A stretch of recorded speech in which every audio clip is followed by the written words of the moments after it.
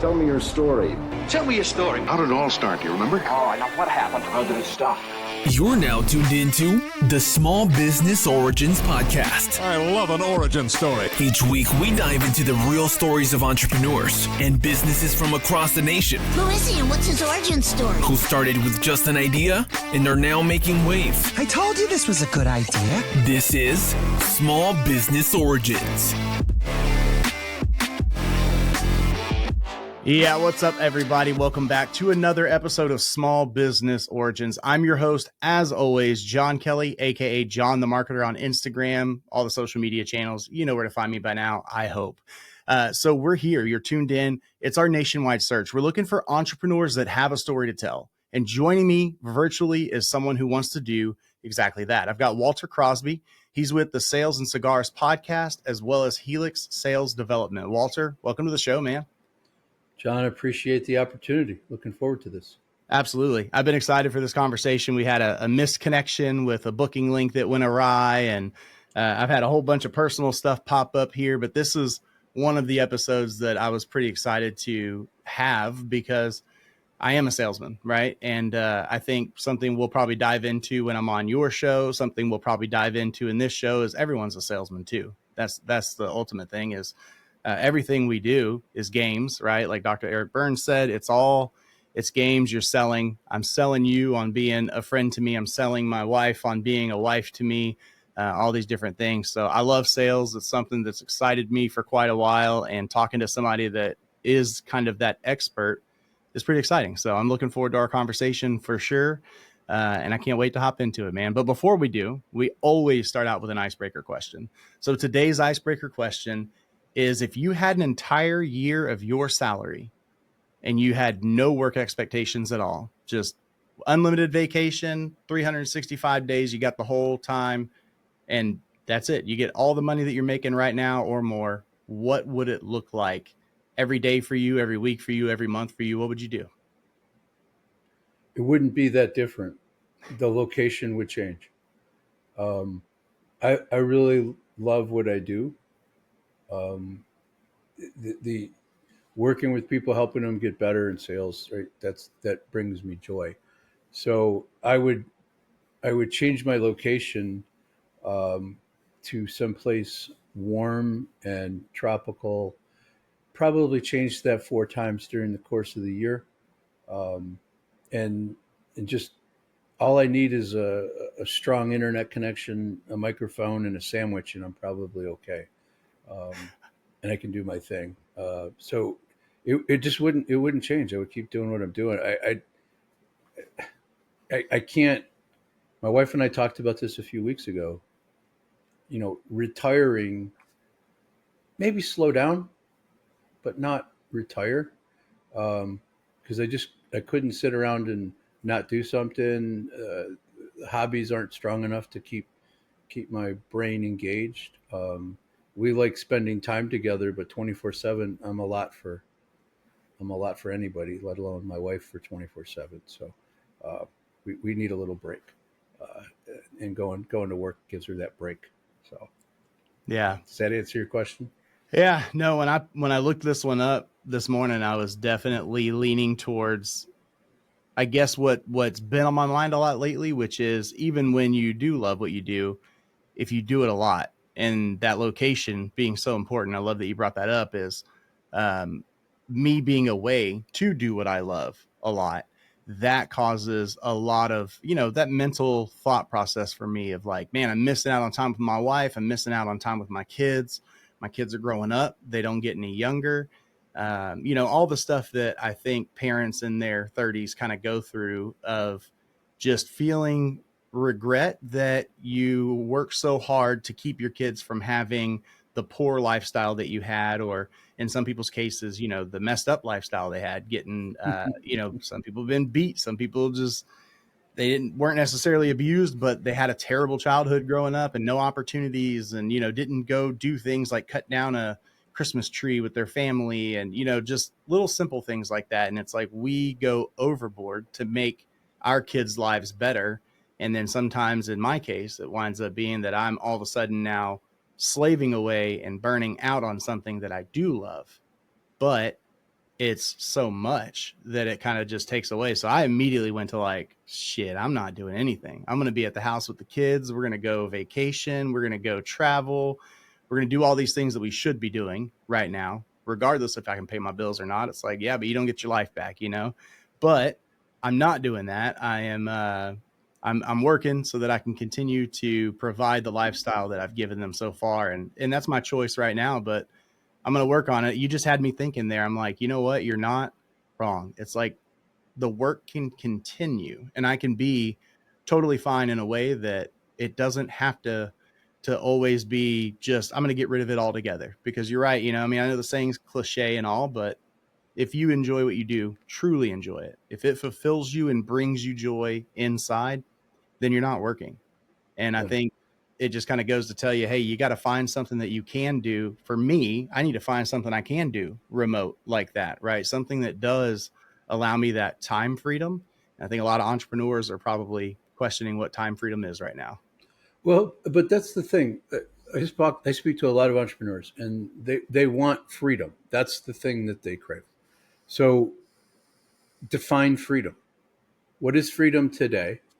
What is freedom next month, next year? So to speak to your point, like it, my wife and I will go away for 3 months, right? And we both can work remote. Um, and what we try to do, what came out of that time, is what we try to do now. There's 1 or 2 days a week, and you have to choose what you can do and what you can't do. But if you can set up one day a week where you work from like 8 o'clock, 7 o'clock in the morning till 2 o'clock in the afternoon, right? And at 2 o'clock you're done. 2:15 you're at school picking up your kids and going doing something, or you're or whatever you need to do with that time. That gives you one something to look forward to for the week. It gives you a little clarity break because you can let stuff go and hang with whatever it is you're hanging with, right? Your children, your wife, your friends, golf course, tennis, whatever it is. But if you set up your life so that you just block that amount of time, you would be amazed on what you can actually do, and what you can get away with, right? By blocking that time. Like, I'm just not doing anything then. Emergencies aside, I'm just like, this is my time. It's because people talk about work-life balance, and I don't know. Find something you really want to be doing, and then we're not really worrying about the balance. But even when you find something you love to do, I think you start off looking for a few hours here, looking for a few hours there. I had a friend who I remember I was talking to him. It was about 2 o'clock on a Friday afternoon, and we were sitting at a local watering hole, and I'm like, hey Steve, I've started, my weekends are starting at noon on Fridays. And he's like, that's great, congratulations, right? My weekends start at 5 o'clock on Thursdays. And I'm like, damn, right? I mean, because I thought I was doing well starting off early on a Friday, and he busted his butt for 4 days, and he took Friday. And what he did with Friday depended upon what he was trying to accomplish. So maybe that's a tip for folks to start to look at. Can I carve out an hour here? Can I get out 2 hours early? Can I start 2 hours early? And we have that ability if we plan for it and block the time, and then be productive when you are working, right? You stay really focused. It works in sales, it works in marketing, it works just about anywhere, unless you're in a plant, pushing buttons Right. and moving down. That's a little harder to pull off, but maybe you can switch to 410s Yeah. Or instead like of. me, I'm on a fire truck, same kind of concept as those You big guys do that. manufacturing facilities. If you got to run 24/7, you got to run 24/7. But I think it points to a bigger case that you're making. And I think a lot of entrepreneurs and business owners, not just for themselves, but for their employees, they forget how important culture is. And I think that when you do things like that, we do that here at Beefy, where on a Friday at noon, workday's over. Expectations from work are done. If I'm still there, that's on me. I mean, I get salary, right? So it doesn't matter if I'm there for half the time I'm supposed to be in the week or overtime. It's just I get paid what I get paid. But If you have no expectations from your team and they stay clocked in late and they're more productive because that helps them do that, that's great. It plays into their psychology. And then you have people like me, if I work for you and you've got this culture built up where we say, hey, we care about you, man. And working 40 hours, 45 hours a week, it's rough. We don't want to require that out of you. We want to give you the free time to get the things that you need done. Guess what? Yes, you're spending money maybe by giving them that Friday off if they're on salary or something. I'm sure we can pinch pennies and see all these different expenditures, but I think we lose sight of how much it affects everything else in a positive manner. It saves you on sick time and vacation time because they have that time available. It saves their brain, and psychology, which I know we're going to dive into, is so important for them, not just us as salesmen, but for any employee. That whole mindset and psychology is important. And when you play into that and they come positive because they've got that Friday half day to look forward to, well, then now all of a sudden it's like, cool, they're going to be more productive at whatever they're doing, or they're going to be in a better mindset for that sales call. They're going to be able to communicate better with that person, and they're not going to have any type of negative mindset back there that's kind of affecting them and making them not connect and build rapport like they should, or, so many different things. And it's easy for me, ADHD guy, to sit here and overthink it and overanalyze it and all of that. But I think that we do have a lot of people that don't analyze it enough, especially when we talk about government agencies and things like that, where they just kind of sit back and say, well, but we can save all this money by doing this decision instead. And it's like, cool. But even though it was going to cost you more to do it a different way, what could it benefit you with your people? I think that culture is super important. So I love that advice. I don't know that it actually costs us. If we give, because there's a lot of people out there right now that are trying to bring their employees back to the office because of remote became, oh, this is cool, we're productive and we prefer not to drive to the office and saves gas, blah blah blah.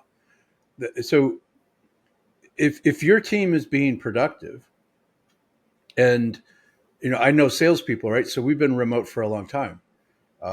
It was like not that big of a deal for us. We had to get better at cameras, but we still were, on the road and doing things. So I think, can your team be productive and get you what you want? Because it's about outcomes. And I always tell salespeople this: I don't give a shit if you work 20 hours or 50 hours. The outcomes are these. This is what we need. And if you can get that done in 20, God bless. I'm fine, right? Yeah. If we've agreed, if you've hit what we've agreed to, and if you're exceeding it, tremendous. So it's about setting really strong expectations as a leader as to what we want to get done, and then giving people the freedom to say, how do you think you're going to do that? What works best for you? What do you want? Because some people need the daily into the office and then out at lunch and then back and then do the thing and then drive home. They need that. Okay, maybe they get that. Then other people, I need to come to the office once a week just to make a contact with the people, but I can be productive otherwise. I don't know that we need to force people back as much as we need to look at setting the proper expectations, holding people accountable, and then getting the work done, right? As long as the quality is there, the outcome is there, the production's there, what else really matters? Some people want control. Those people are going to be shitty leaders no matter what. But I think so, 100%. I mean, leadership is just a whole nother can of worms that we could open up that comes into all of this stuff, and especially with entrepreneurs. But yeah, I think you're spot on with that, man. It's KPIs. That's all you have to worry about. What are you getting out of that employee, and does it meet the expectations and goals that you have set forth? Are you doing the things you want to do? I saw that on a page yesterday. I have laser engraver and some stuff here in my home studio. And this lady said, well, how much are we charging, when this printer comes in, how much are we going to charge for coasters or something like that, a product? I'm like, you're asking the wrong question, because I don't care what Walter charges for a sales consultation. Walter may charge $1,000 for, 3 meetings a month. That's cool. But if I want $5,000 for the same 3 meetings, then that's what I need to charge, because I should have done a whole lot of work and research on the back end to figure out what it is I need to accomplish the goals that I want to accomplish. I got to worry about me and me alone. So as an entrepreneur, I think, you're 100% correct. Like, figure out what it is that defines that success for you, and then figure out what it is a salesperson needs to do to meet that goal and that objective, and then hire people that can do it. And if they can, cool. Some of them in 5 hours, some of them in 40, maybe some in 50 hours. As long as I'm paying them what I need to and they're making me what I need them to, cool, we're good.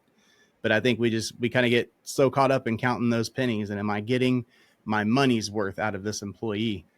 So yeah, I Well, think some strong expectations.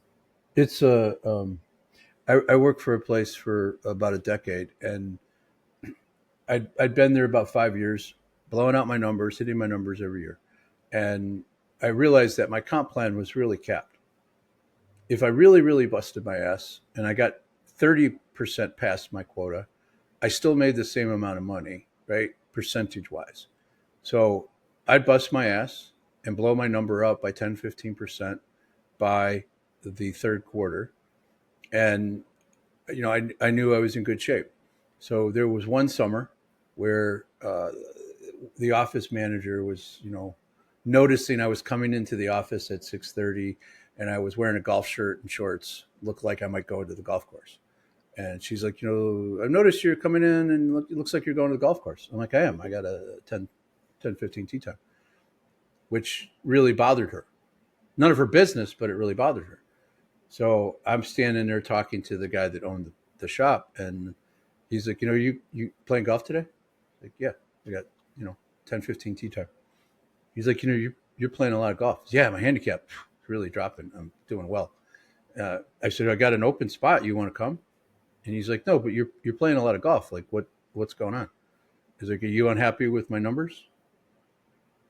He's like, well, no, you're way ahead of where you need to be. Like, what? I'm like, so what's your complaint?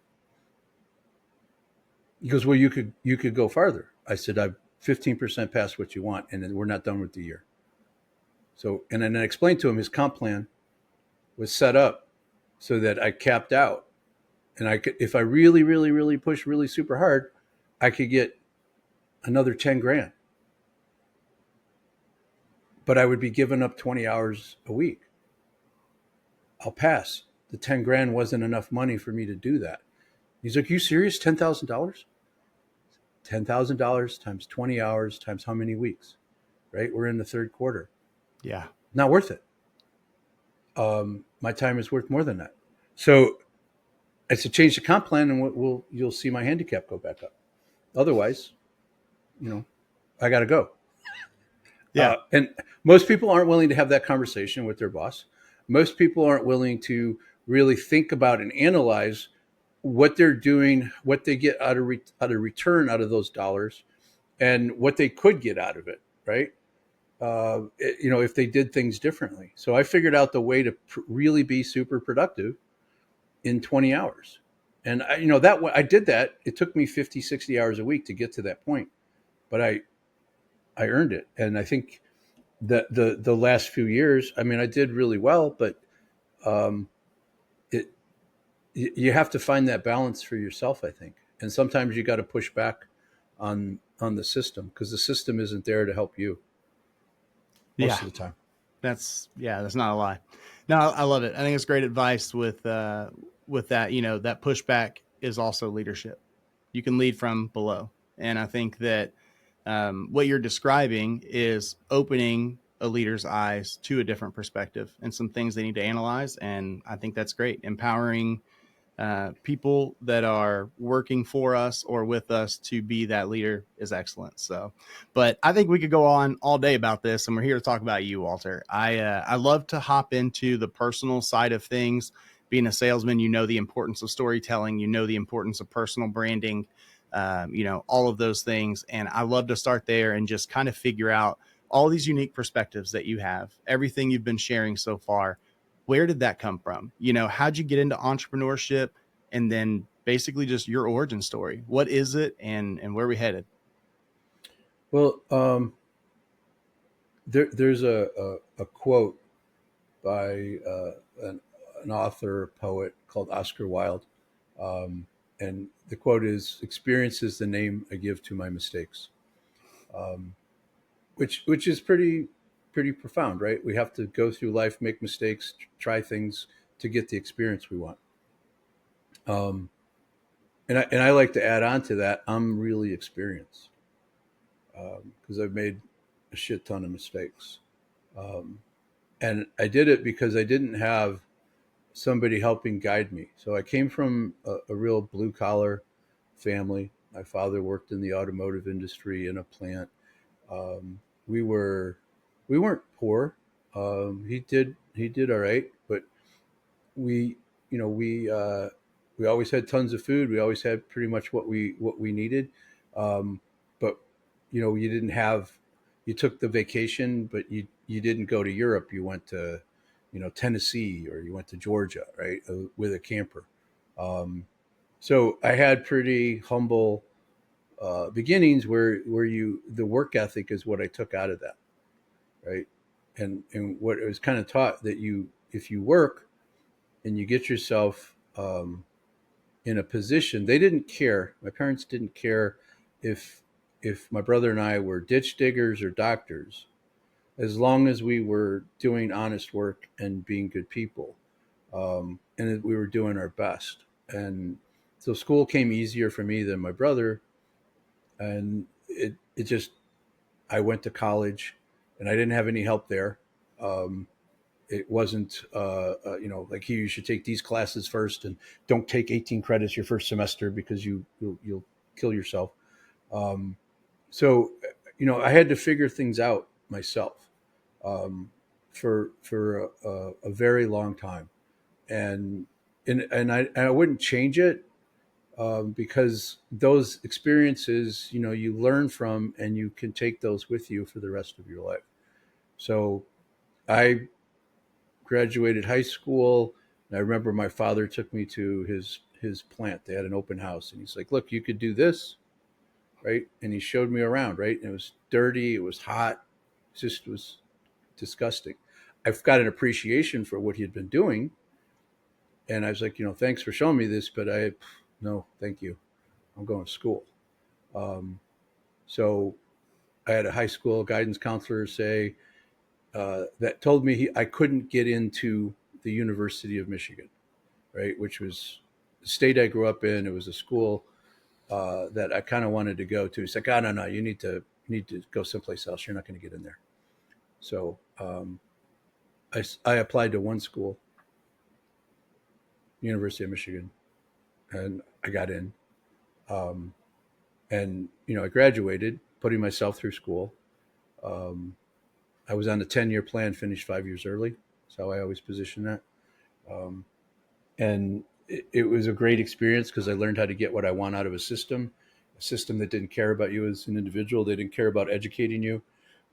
They just wanted, you know, the resources. And if you did this stuff, you would, you basically get out of school and you've done a certain thing in a certain amount of time, and you showed up every day, and somebody's probably going to give you a job because you did that. And because I went to U of M and I went to New York immediately after, there are people who made assumptions. "Oh, you went to Michigan," right? So they just assume certain things about me because of that, which says more about them than me. Um, so I was doing commercial real estate in New York City, because I didn't know what the hell I was going to do. Somebody's like, "Well, why don't you go into sales?" And I'm like, "What does that mean?" Right? And I just fell into it. No training. There was no. There was absolutely nothing. All the guidance I got was, go out, take that building, go to the top, go to the bottom, look at every floor, look at every tenant, and start to build yourself a database. Um, and that was literally the instruction.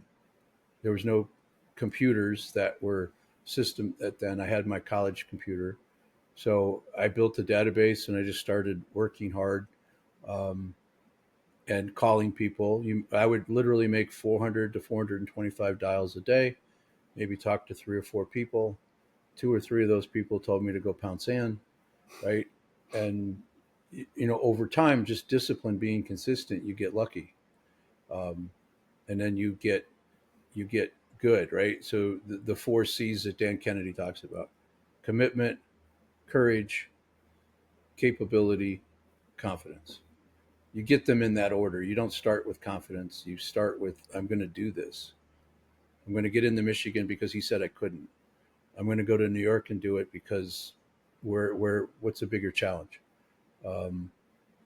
So I committed to certain things, and I figured out how to do it. I gained capability, and then all of a sudden I had confidence. And one day you wake up saying, oh shit, I know what I'm doing. Every job I've ever had,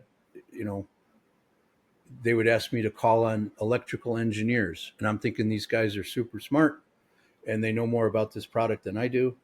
And they're smart, but they didn't know diddly squat about fire alarm systems, right? They needed me. So once I realized that I knew more than them, confidence, and then I could leverage that to create wins. So I fell into sales like a lot of people do because it was a low bar of entry. I think what I did differently, and I mean this to be in a humble sense, but I did the work that other people weren't willing to do. Yep. And if you do that work and you're consistent with it, you will have success, even if it's, by mistake, right? And even if you get screwed along the way, because there are tons of deals where, somebody tried to steal them or take pieces of them when I was in New York. It's the nature of the beast. So you learn to thicken your skin and be careful. So I think my story is that I just had to figure a lot of things out to gain the experience. And then once you start having success and you start actually trying to get better, investing in myself, investing in training, reading books, talking to people, getting coaches. My 2 big coaches, mentors I talk to on a regular basis, right? I mean, and, I've known them for 30, 40 years. So they still help, right? And I can call them up and say, hey, I did this thing and this is what happened. And they're like, what do you want from me? And I'm like, well, what did I do? They're like, well, you know what you did wrong. The same thing you did wrong 40 years ago. And then I say something, they're like, yeah, exactly. Right. But sometimes you got to be reminded, right, by the warm and fuzzy coach who grabs you by the face mask and says, you know better. Right. So, I mean, I'm not Jeff Bezos, or do I think I want to be Jeff Bezos? I mean, he's got a nice boat, but I really, I fell into something I really like to do, and it opened me up to this opportunity as an entrepreneur. So I quit a job. My wife tells this story. I get a really high paying job that I had for a decade, and I absolutely hated it. I hated going there. It was an awful experience. So I quit that to go to a startup. The startup never started, right? It's a bad decision. So 9 months later, I got to go get a job. And then I figured, oh shit, I'm going to have to go work for another asshole again. And if that's the case, it might as well be me. So I had an overabundance of confidence at that point. So I started a practice to being a fractional sales manager and coaching salespeople. And one thing led to another, and I've sort of developed that into a coaching and training and development company that at this point in my life, I am unemployable. Like I could never go work for a guy or a gal running a company anymore. I mean, at any given time, I have 10 to 20 bosses, right? Because of their clients, but I get to decide if I want to work with them. Right. And if they stop doing what I asked them to do, I can say, this isn't working for me. and I'm not going to be able to deliver what you want because you're not doing X. So I think we need to be done. So I've gotten really good at spotting that before I start. And that's to me, being really clear about what it is you want to do, being very clear about what it is that you can help people with, and then being very clear about what their part in the program is. So I will literally tell people, entrepreneurs, people that are running businesses that are successful, they're all excited. We're about to sign an agreement to jump into a deal. And I'm like, let me tell you why this won't work. And I used to hold up a mirror. And now I have to just point to them and say, you're the reason this won't work. And let me explain. And then, 45 days into this, your team is going to say, this guy's crazy. He wants us to be accountable to the things that we said we were going to do. I'm going to hold you accountable to things you say you're going to do. It's going to be bumpy, and you're going to have to make some decisions. And let's not start unless you're willing to do that.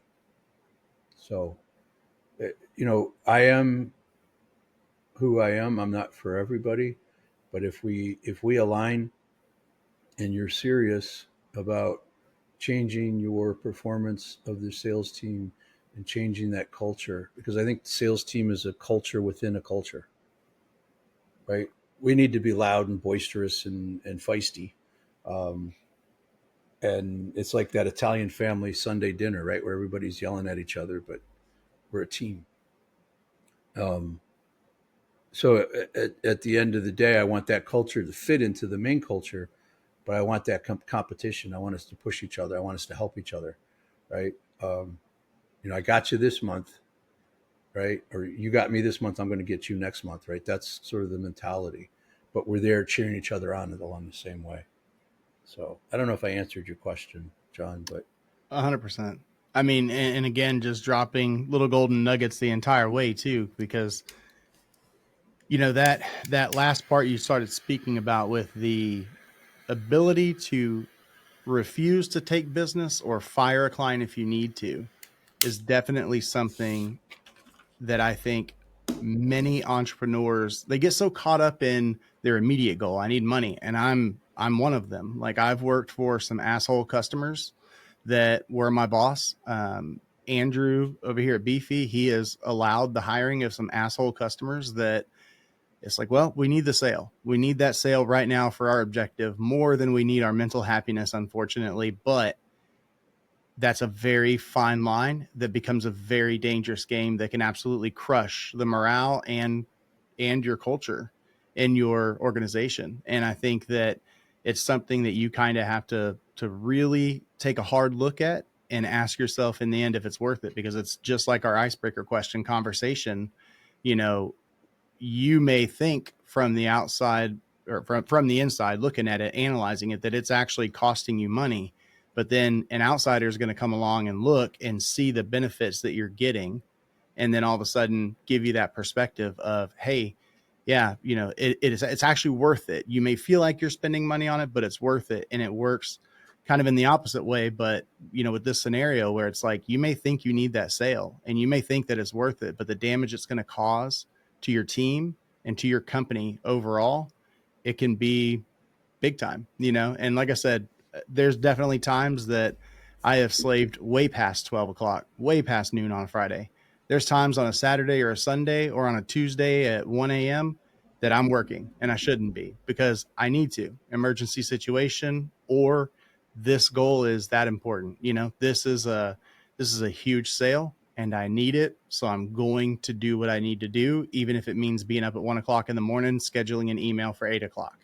It kind of is what it is, but you've got to be very careful that you don't cost yourself, one of those like cut off your nose to spite your face type thing.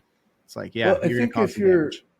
I think if you're, I like to solve problems before they become problems. So if a company's finding that they're bringing on the wrong clients, the wrong customers that don't fit, right? They're a pain in the ass or whatever the issue is, then that's a sign, that's a symptom, that's a signal for you to go back and look at who's our ideal customer. What do they look like? Where are they at? What do they say? What are their problems? What are they, what are they doing? What's their niche? Because if we don't have that clarity, then we've lost one of the filters we need. So really, we need to think about with as the smallest number of possible people, right? Seth Godin talks about it all the time. The smallest viable audience, right? That might be 10,000 people if you're a certain size organization. Smaller organizations, they could probably work with 1,000 people to go out. Those are my ideal people. So what do I have to do to get their attention? What do I have to do to acquire their business? What do I have to do to be really, really good at delivering value to these people, right? And that's who you focus on. Everything else is noise, and we just filter them out. Oh, yeah, we need a sale. Yeah, we've all done it. We've all taken the deal that we shouldn't have, and we knew it when we were doing it. So shame on you for taking it. Shame on me for doing it when I've done it. And you have your reasons. But if you're really truly focused on the right people that you can help, that you enjoy working with, like I'm really clear that who I work with, and I'm really clear about what it is, how they operate, what they sound like, where they hang out, and if they don't fit into that space perfectly, I'll look. There's a couple of small circles that just have a little bit bigger radius, but if I get too far out of that zone, I'll pass. I know enough people where I can say, I think you're a really good fit to go work with my buddy Ed. Ed does something very similar. Let me make an introduction. Well, you don't want my business? No, I don't. Yeah. Right? And that power of saying no is freedom to a large extent, and it really makes people think that you're doing something. So they want to figure out what it is that you do, that you're willing to say no, that you're so clear about what it is that you're looking for. So if you have a network of people that you could refer somebody to, that's a better fit. That's a win for the prospect, and it's a win for your friend. So let's not put ourselves in those positions by having enough of the right people and being clear about who they are. Man, and it also comes down to what you're not going to be for them, because you have the best of intentions. You need the money. You make an excuse so that you can make it work for them. They can't afford my services. I'm going to give them a big discount and I'm going to make it work. It's like, yeah, but it's kind of like that whole thing where, your friend comes up and they ask for something, a product or a service that you provide. You offer a friends and family discount right off the bat and they say no. And it's like, wait, why are you saying no? And it's like, because I don't want to be the last thought in your mind that you worry about, because I'm not paying you what your other clients are. And it absolutely plays into this too, not just in that aspect, but if they're not a good fit, then is the system that you have tested and you are promising them is going to work, is that system actually going to work? Because if they're not going to do the work in your instance, like you said, if I signed up and I don't have the availability because my life is hectic and crazy, and I don't attend the meetings and read the material and study and practice and do the things I'm supposed to do, then just as you said, at the end of it, I'm going to say, well, Walter sucks, man. I didn't have any growth. I didn't get better at all.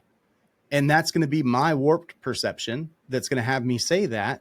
And then you're going to sit back and say, John, I gave you every tool that I've given hundreds of other entrepreneurs and salesmen that have been extremely successful, and you didn't do it. It's on you.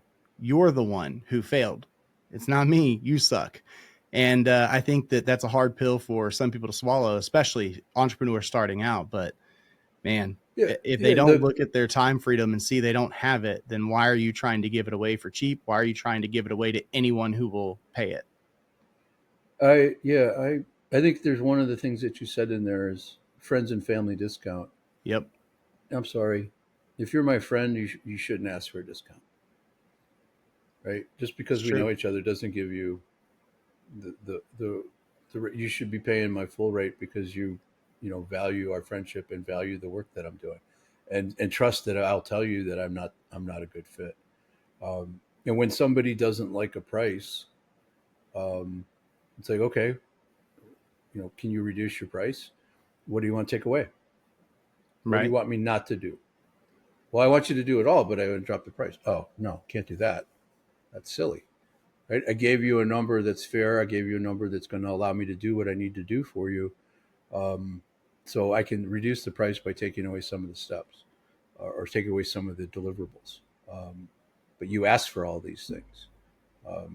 And, there's a smart ass line that I've used for years and years, especially in a transactional business. Is that your best price? Oh, no, it's not my best price. No. And then I give them a number that's about 25% higher than what I gave them.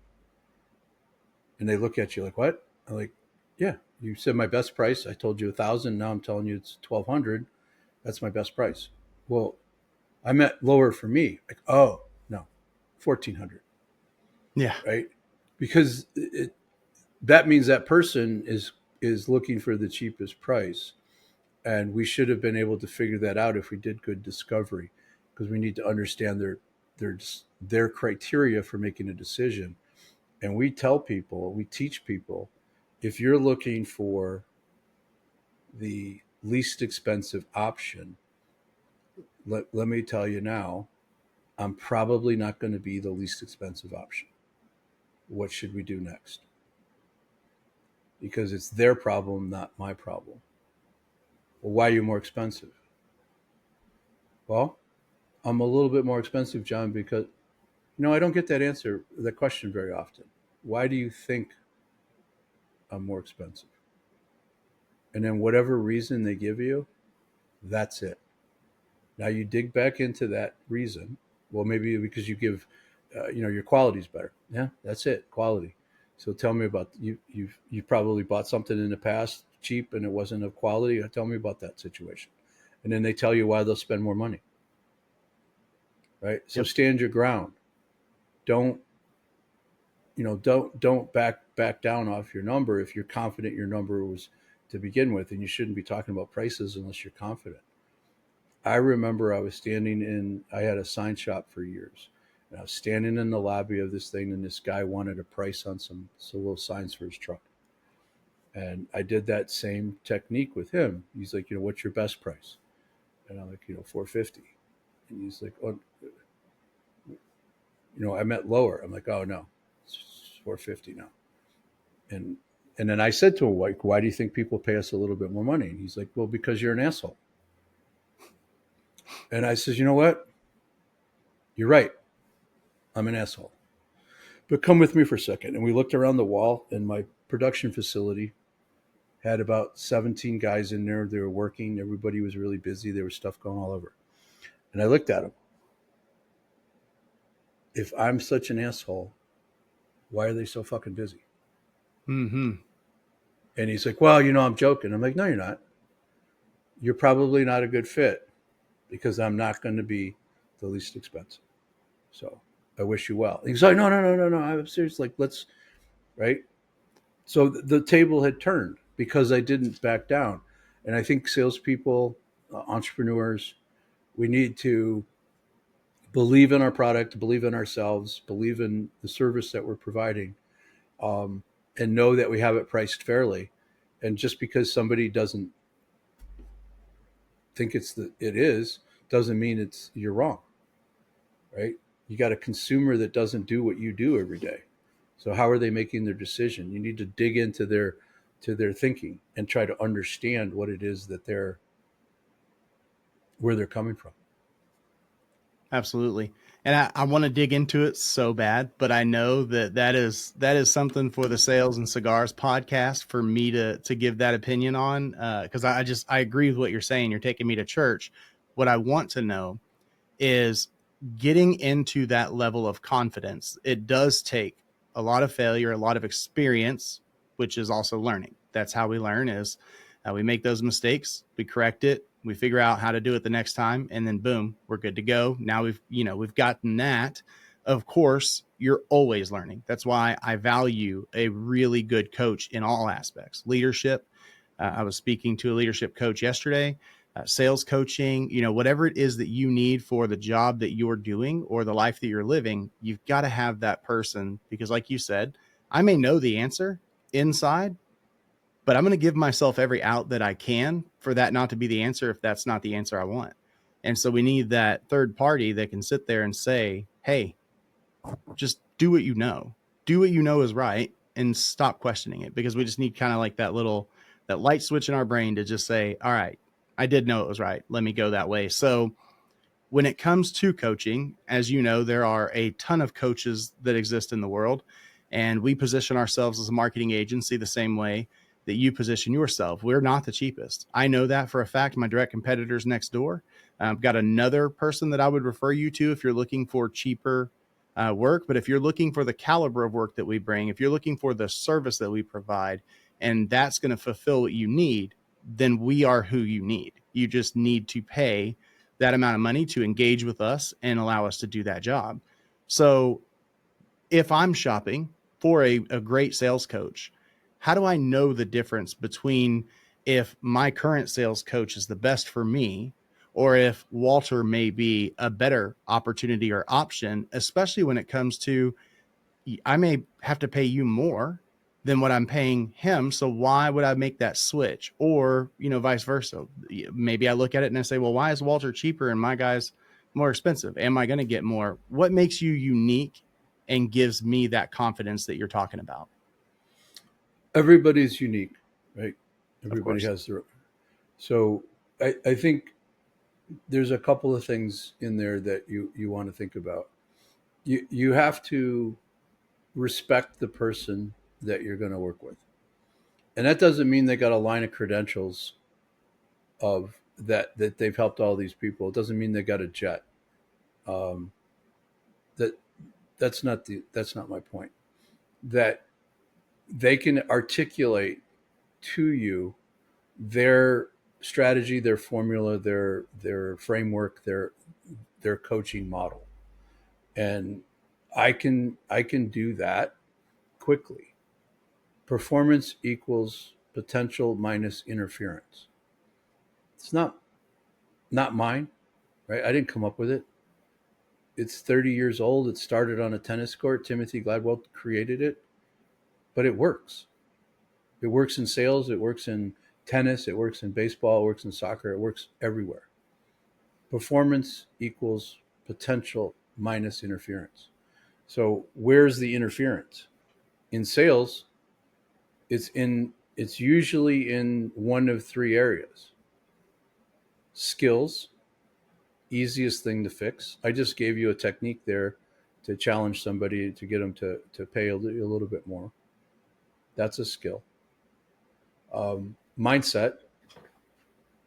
Mindset is the biggest problem with salespeople, right? They're uncomfortable talking about money. They're uncomfortable asking tough questions. Yep. They want everybody to freaking like them, right? They get too emotional involved. So we can change mindset by having a different type of conversation and coaching that individual.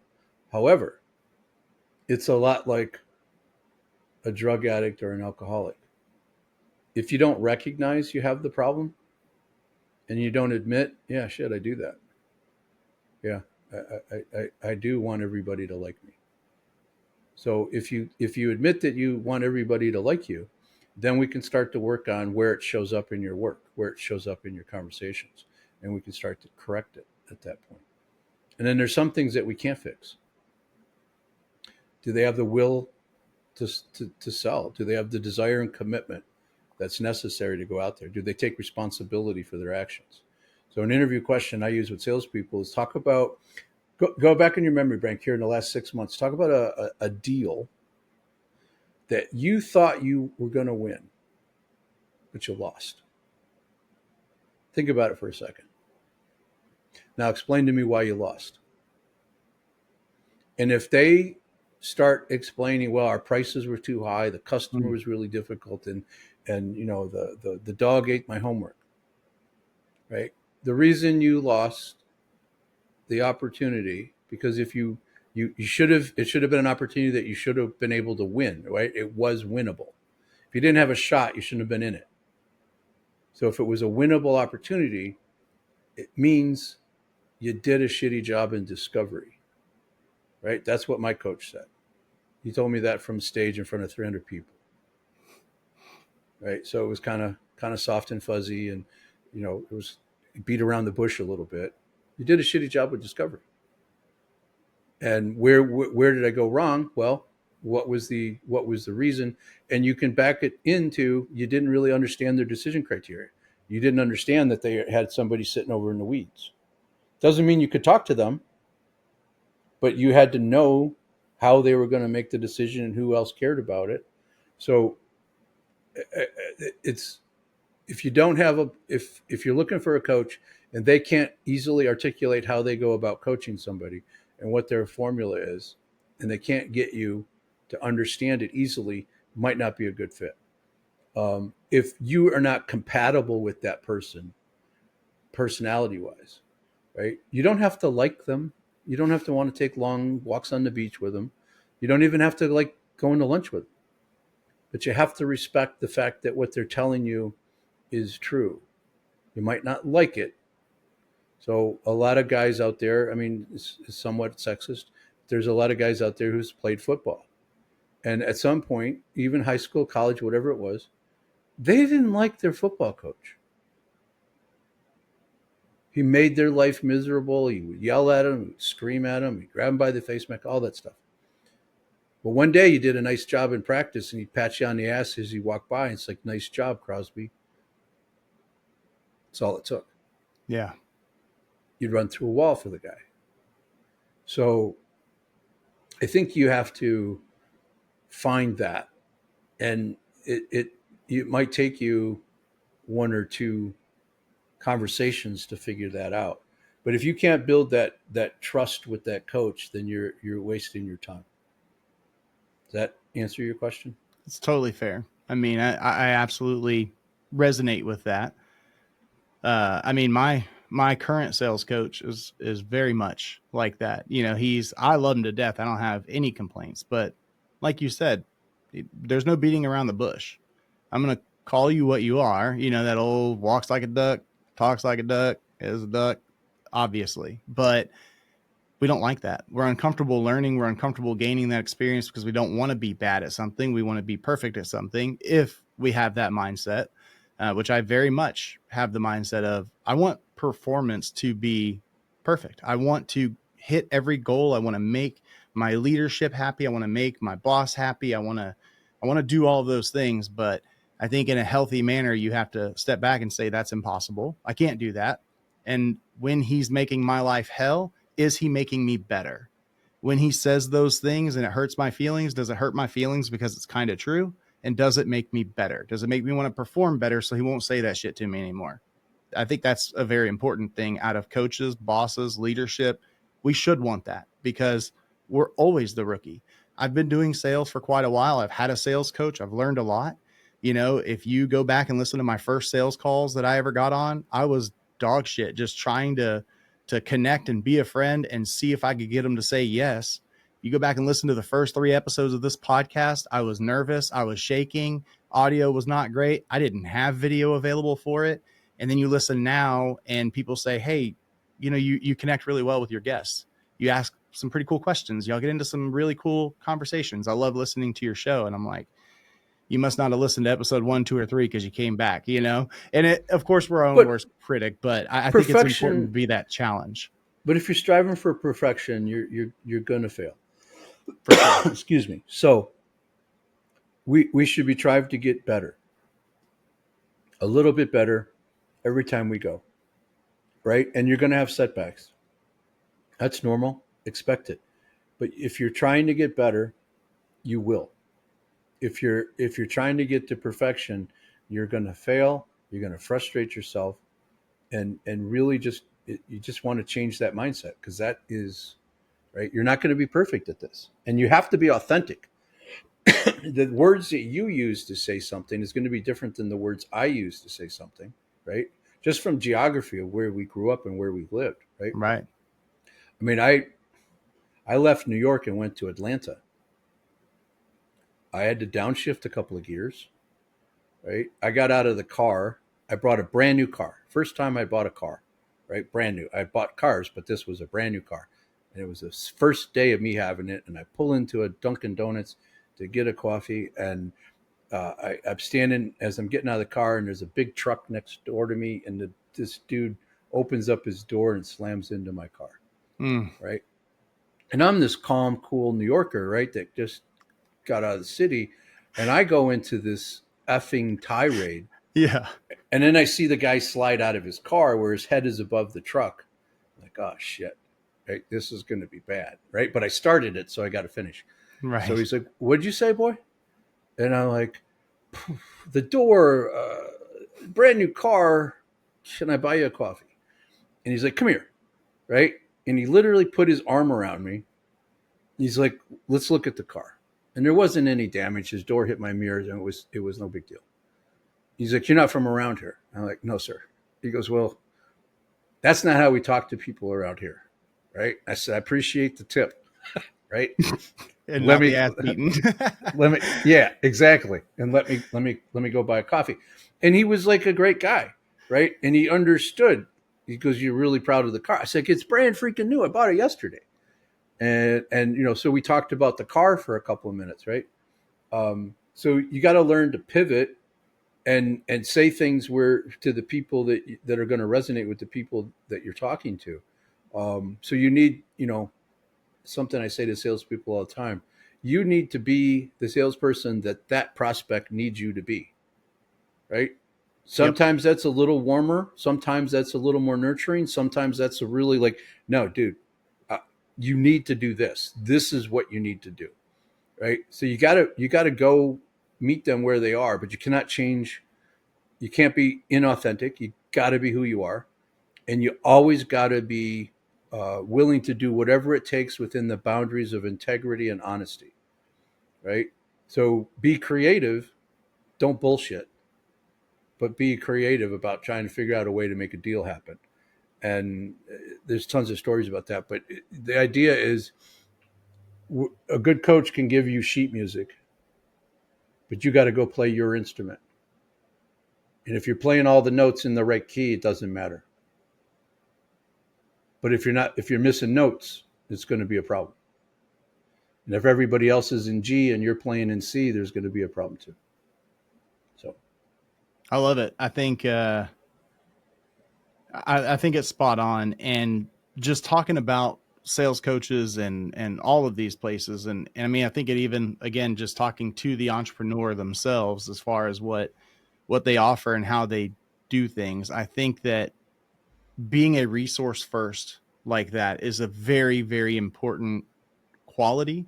And I think that it's not just like a quality of that person, but it truly shows the character of the company and the character of that salesperson or the character of that entrepreneur when they're willing to provide the information and the help. I'm not saying the step-by-step process. I'm not saying that, when I'm talking to you, you should tell me everything that you would do for me. I'm not asking you to tell me about the drill. I just want you to tell me how we're going to get to the hole that we're going to put in that wall. I want to know that it's a nice quality drill and that it's going to make sure it doesn't overheat. It's going to do all these things. It's going to last long enough that you can drill more than just that one hole. But ultimately, I want to know that there's going to be a hole in the wall when I grab that drill.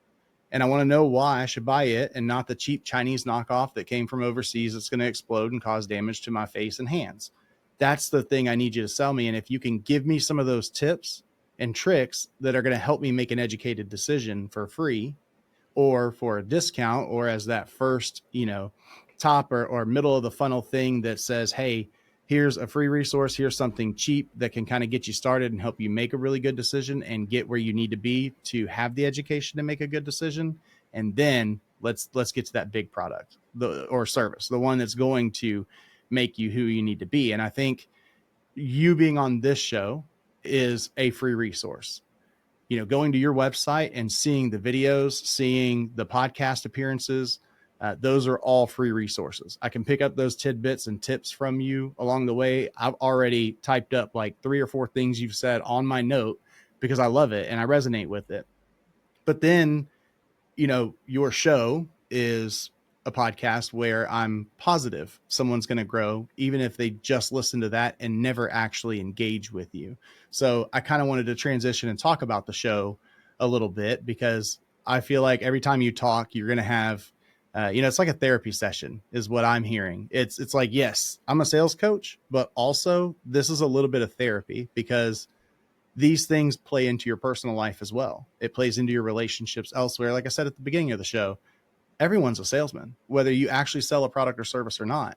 You're still selling at home. So some of this information that you're hearing right now would apply to your interaction with your spouse or your parents or your kids 100%. So what makes your show so special? And is it something I should go listen to if I am potentially going to engage you on the sales coaching side of things? It is it special? I like it. I have a few thousand people that download it and listen to it on a monthly basis. Not Joe Rogan. Um, I think it gives you a peek into who I am. I think it gives you a sense as to how I think, and it gives you a sense how I deliver. There's no filter. Um, I'm very I'm very much who I am on the show. I started it. Uh, a buddy and I went to Florida. He was having a tough time, so we just went to take a few days to go to Florida. We're sitting out at a table outside. Um, we were well past the neck and shoulders on a bottle of bourbon, um, and we were, a couple of cigars in. And he says, we should be recording this. We're hilarious. Like, well, I'm not sure we're as hilarious as you think we are. But that's an interesting idea, because we were talking about sales, we were talking about philosophy, we were talking about life. So are those things all connected? Yeah, they really are. To your point, you know, your wife says, what are we doing next weekend? I just assume there's going to be something that I don't want to do, right? So, I can navigate that conversation because of sales skills. Um, it's not manipulative Yep. if you're trying to help. It's manipulative if you're trying to push somebody in a particular direction, right? Um, so the show is really about sales, about entrepreneurship, about sharing my thoughts and philosophy on those things. So I want the listener to get value from me and from the guest. I want the guest to get value, and I want to have fun and learn something. That's what's important to me. I want to learn something too, because if I'm learning something, other people are learning something. Um, so it's really about that. And then, I usually have a cigar, and I usually have some brown in my glass to, um, unless I'm recording at 7 o'clock in the morning because I'm talking to some knucklehead in Australia. I don't. But I put it in my coffee. Right. So it's really it's, to your point. It's a good way for somebody to get to know me without having to engage with me. And again, man, I'm not for everybody. I'm sarcastic. I'm going to push you harder than you want to be pushed. If you're a salesperson, I'm going to push you even harder if you're an entrepreneur to think differently about this. Um, and I don't have all of the answers, but I have answers that I'm very confident about in the space that I operate. So, I went through the commitment, the courage, the capability, and I have the confidence. And if I don't know how to do something, it's not me, man. Let me send you over to John. John can help you. Absolutely.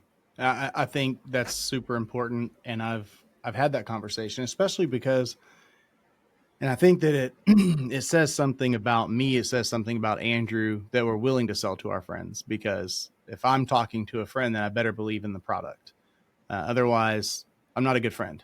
And, so when I am trying to figure out if I'm a good fit for that friend or not, and figure out what we need to do in order to get that success for them, it's hard when it's, hey, I love what you're saying. I want to work with you. I agree that every piece of information you've given me is important. It's valuable. It is what I need, but I can't afford that.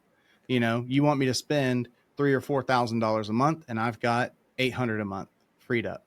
And it's like, hey, that's fine. If financials are the problem, let me hook you up with something that can help you get to where you need to be. I can give you some free resources that can get you to something, or a very low ticket offer where you can put in some work. I can give you the guidance on how to do that. And then let's 2 or 3x what you're doing so that you then can afford to pay for me. Or if I absolutely need to, man, I've got, like I said, a competitor next door. I've got another friendly agency down the road. Let me refer you to one of those people. They're amazing people. I know you're going to be in good hands. It's just, it's not going to be what I know you need. And it's not me that's going to give you the dedication I know I'm going to give. But whatever you need, I'm here to help. And I They think don't that fit. makes They you don't a fit good your. person. If they don't fit your profile, they don't fit your profile. Very and, true. And the only way you can work with that person who has that small of a budget is prioritizing one thing that's going to make everything else easier. Yep. That where you could add value, that will help them grow. Right. If that's not going to help them, then we shouldn't be even doing that. Right. Because the whole idea of what we do is to help people, help an entrepreneur, help a company, help a team, right? And if we're not helping them and being able to identify that we've achieved that objective, then we shouldn't have started in the beginning. Doesn't mean you won't fail sometimes, but when you really think about the failure, you really like, I didn't do a good job of understanding what it is they wanted, or what it is they expected, or what it is that the unreasonableness of their expectation, right? Because there's that. And you get to call them and tell them, hey, you know what, I don't think that's a reasonable expectation. So can't Yeah. help you. Or they do something completely different than what the plan was, hey, you need to spend $2,000-$3,000 a month in ad spend alone as a minimum so that we can evaluate properly if we're in a good spot or not, and then figure out, okay, cool, we can drop that budget a little bit, or if you like this level of aggressiveness, let's keep going. Or hey, we're getting leads, it's just not a whole lot of them because this is a very competitive market and you've got to spend $6,000 to $8,000 a month. Attorneys in Houston, way more per month in order to compete. There's a lot of them out there and it's competitive. And it's like, if I give you that parameter, similar to what you said, you come in and you say, hey, Walter, I want you to make me better at sales. And you give me the expectations and you tell me what I need to do in the homework. And then I come to you and I'm not participating the way that I'm supposed to, or I'm not showing up, or I'm showing up without anything that you asked me to have prepared or to think about or to do an exercise ahead of time. You can go to the gym all day, every single day. But if you're not doing what a physical trainer is telling you to do, or you're not doing what you paid for at that gym, you're not going to lose weight. You're going to be fat. It's going to happen. You've got to do what you're prescribed. So I 100% agree with you, man. It's if they're not a good fit, y'all are going to be disappointed. Absolutely. So what is it that we hop into, talking about those free resources? I know you've got a book, Inside Out. I think you've got a sneaky way with a little coupon code that anyone listening can see that content for free, I think you said. So what's in it, and what makes it worth, going and getting that resource from you? So yeah, the link that John will have in the show notes is a book that we have that explains what I call the sales integrator, right? The sales team sometimes isn't really integrated into your organization. The book is written in the parlance of EOS, right? So companies that are using EOS, it's applicable to everybody, right? Because we all have we've all seen sales teams that don't fit with the rest of the culture, and that are not performing. So the book will give you a different spin on what the problems are, right? So I'll give you an example. An entrepreneur will call me up and say, this happened a few months ago, I need you to do closing training for my sales team. Like, okay, why do you think you need closing training? Well, we were closing at 44%, and now we're closing at 31%, and it dropped in a month.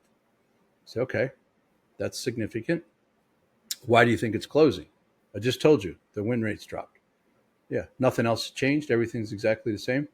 Well, no, we brought on a new sales manager. Like, oh, do tell. So 20-minute conversation realized that the sales manager told all the salespeople that they needed to have 5 times their number in their pipeline at all times. So if you had $1 million sales goal, you needed to have $5 million in your pipeline at all times. So salespeople started stuffing shit in their pipeline. Everything, anything. It was just in there. So they achieved the $5 million objective. But what happened? Their win rates dropped because there were deals in there that were never going to close. It was just crap. So I said, what you need isn't closing training. You need a gate. And he said, what are you talking about? I said, you need to put a gate at the front of your pipeline, and you need to teach your sales manager that you need to have a pipeline of value weighted that based on your win rates, based on your client, based on the right KPIs, not some made up five times number. So he's like, well, I need your help. So we figured out how to help him. The sales manager, we put a gate in there. We put 2 gates in their CRM, and all of a sudden all the crap went out and their win rates went to 48% in 90 days. Not 44% where they were, but 48%. So we got better faster because we just started doing the right things. And the sales manager started to try to do the right things. It was a simple fix, but it wasn't going to happen. Like, I could have charged them to do training. Wouldn't have mattered. Wouldn't have worked. So I think that's what the kind of thing you'll get out of the book.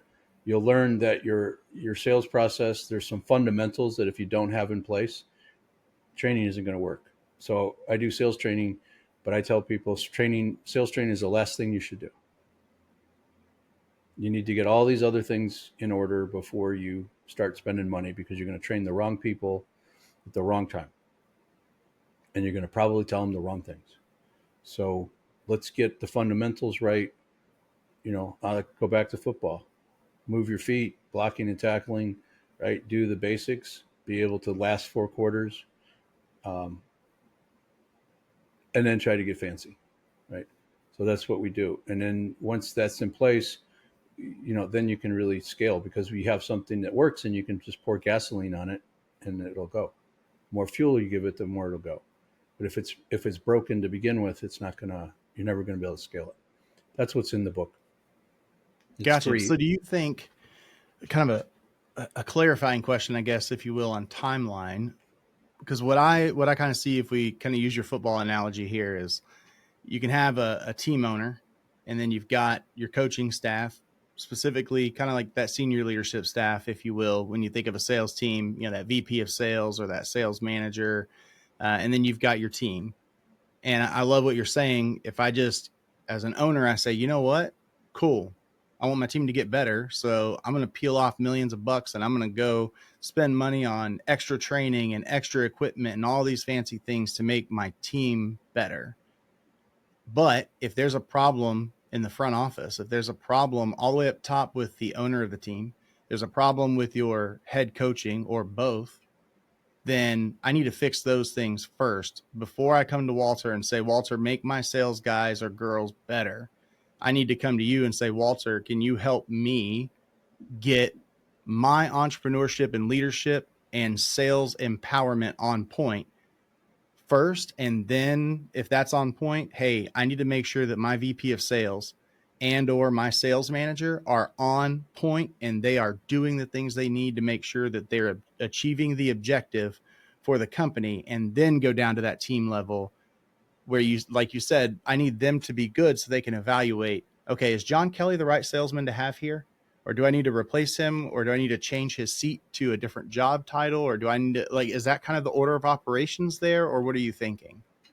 The order of operations are usually unique to the situation. But they're always in the same buckets, right? And you describe them: sales leadership, sales management, sales people, sales hiring, sales process, methodology, right? Um, Leadership at the top. I don't do a lot of leadership coaching. Right. Um, I coach sales leaders and sales managers, but that's very specific. Um, to me, if you are a leader of a company and you're experiencing the same problem for more than 90 days, then you have a leadership problem, right? And that you might have to look in the mirror. You might have to, look at your leaders in that department as there being a problem. Um, but you put Nick Saban in any high school program or any college program, he has a set of standards that everybody has to live by. Everybody has to perform by. It is to be the best that you can be, not the best, but the best that you can be. So he recruits talent that can be spectacular. Um, so you have to have the right people at the helm, and then you have to have the right people that have the right commitment. We've taken a team of 5 and moved it to 4 and outperformed because we hired the right people, right? We had the right people. We lost 2 people, we hired 1, and we had 4. So they self-selected out because they didn't like accountability, but we put a really strong salesperson in there that could just take off. That made everybody else better. That made everybody else want to perform. Because mediocrity kills sales performance. Mediocrity kills performance across the board. Because if you're accepting mediocrity, that's a problem. That's a leadership problem. It's a management problem. So the priorities are unique, and we do a consult where we can talk about what their issues are, and we can identify where they need to start first. And then we can do a gap analysis of like where the skill sets are with the people on the team, management, leadership, and the actual reps. And then that really informs what the next couple of things are. While we're doing that, there's several things we can do at the same time, which allows us to go fast, right? If they're committed. If they're not committed, it takes more time, right? But if they're committed to like taking, this path and doing these 2 things at the same time, we can go much, much quicker and make improvements. So, and that's much more fun to get in, get somebody straightened up, 9 months, and then then it's just maintenance at that point, right? Making sure we stay on track because everybody needs to crack in the back of the head every once in a while. Absolutely. So I'm assuming then that there is some sort of like consultation that I need to, if I'm thinking about, is this, all this resonates with me so far. I like what I hear. I want to talk to Walter. I want to see, do I need to go to a certain link and book a meeting with you? How do I engage with you? And what is that next step for us to truly have you kind of crack the book open and look at things and say, okay, this is what you need. And I am a good fit, or I'm not, but here's another person's number. If you're serious about it, we offer a free consult. Usually takes about 45 minutes to ask each other enough questions. That is in the same link that you have to get the free book. I'm on LinkedIn all the time. So if there's something you have a specific question, message me on LinkedIn. I'm happy to answer specific questions to the degree of the information that I have. Um, there's a lot of common problems in sales teams, right? It just are.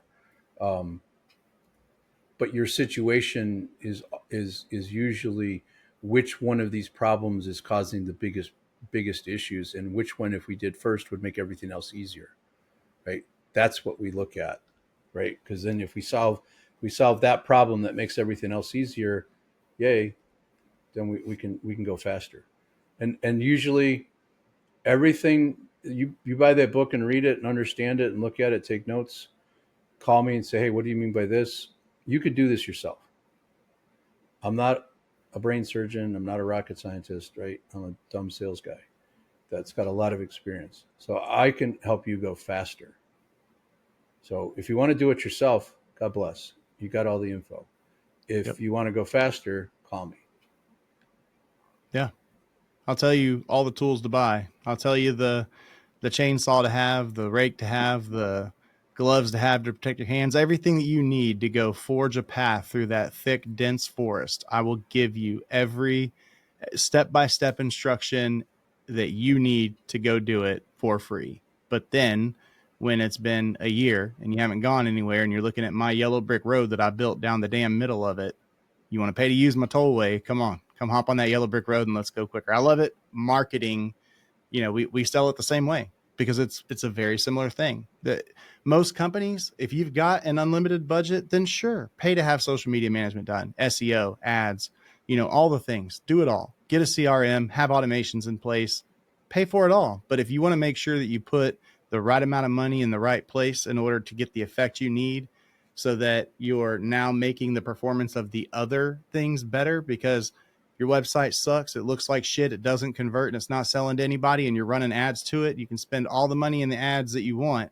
You're going to miss out on a whole bunch of those opportunities that could have gotten you a whole lot more money to be able to finally afford social media that may not be something you need, but you're vain in the aspect of, I want to look big, I want a lot of followers, and I want some cool content on there that helps people. So I want to pay someone to do that for me. And it's like, well, you're not gonna be able to afford that if you don't do it in the right order. So I love what you're saying. It speaks to me, resonates to me heavily.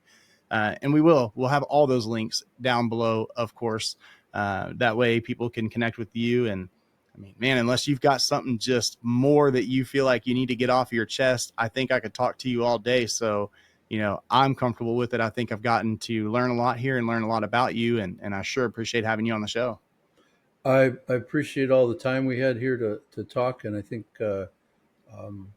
there's a kindred spirit, if you will. So, because at the end of the day, if you're trying to help people and do the right thing, it's all going to work out, right? And if you're doing it you're trying to get better than you were yesterday, and your competition is yourself, and that's your biggest competition, you're going to be fine. You just got to know what the right system is to be working at. And what I find is that a lot of entrepreneurs, are focused on the followers and the number of people looking at their page, which really doesn't mean diddly squat if you're not moving product. So get yourself a good offer, talk about it the right way, and I think you create wins. Yes, sir. Well, once again, I certainly appreciate having you on. It was a great conversation, and I can't wait to hop on your show and go through that process and see how that is for myself as well. And listeners, as always, thank you for tuning in for another episode of Small Business Origins. It's been a pleasure bringing Walter to you. I hope you learned something today. And again, from the bottom of my heart, I really do appreciate the fact that you tune in every single week for these episodes. And we'll see you on the next one. And as always, stay beefy, my friends. Thanks for listening to another episode of Small Business Origins. I love an origin story. If you like what you just heard, leave us a review, subscribe, and share with a friend. You guys, check this out. They're going to love it. You're going to love it.